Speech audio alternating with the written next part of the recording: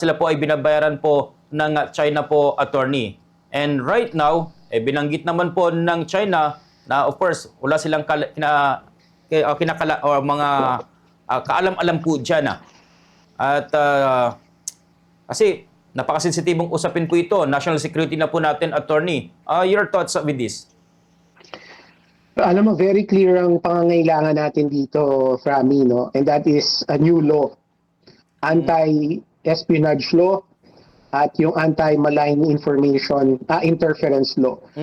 Alam mo kasi, ang anti-espionage law natin, alam mo, Frami, panahon pa ng Commonwealth. Ibig sabihin, si Manuel L. Quezon pa ang Pangulo natin. Ganun katagal. Outdated na. Right?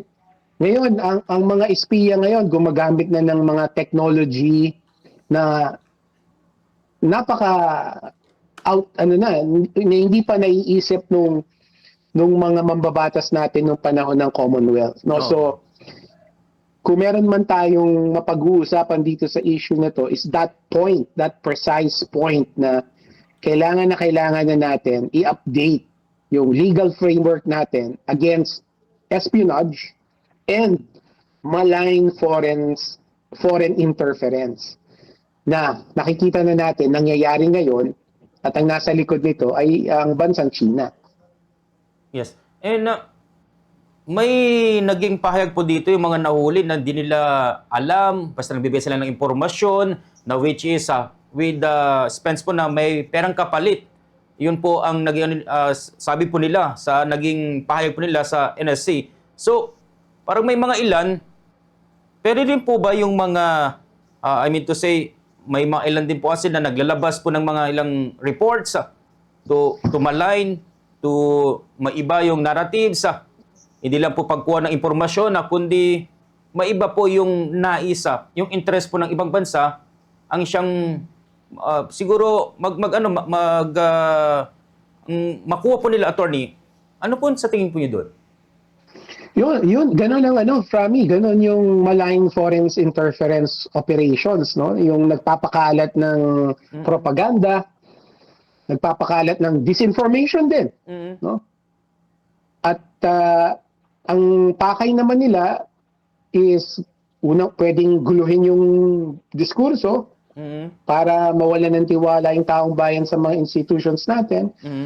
Pwede rin propaganda para mag-iba ang public sentiment, no? So, yung mga yan, nangyayari yan.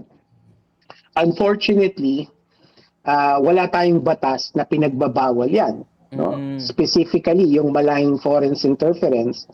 Kaya nga, ang kailangan na natin ay ipasa yung batas na yon, yung malign foreign interference law, no?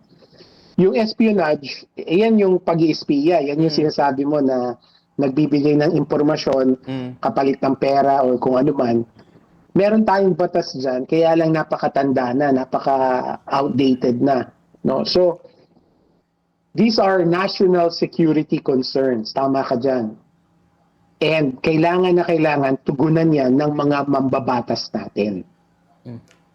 Ora mismo po, attorney, or may urgency sana po na gawin na po ito dahil sabi nga po ninyo, ito ay national concern po natin, security concern po, sir. 100% agree ako dyan. May urgency yan, no? Dapat i-prioritize kung ako tatanungin mo. Dapat sana nandun yan sa LEDAC list, no? Yes. Unfortunately, wala doon. Pero dahil sa mga lumalabas na ngayon na nahuhuli na nga yung mga espiya na kababayan natin, I would say na dapat magbago ang ihip ng hangin sa Malacanang at sa Kongreso at talagang pagtuunan ito ng panahon at ng pansin.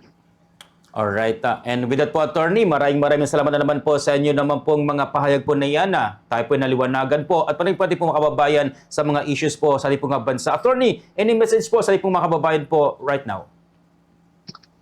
Maraming salamat, Frami, at sa pagkakataon na napag-uusapan natin to, mga issues na to.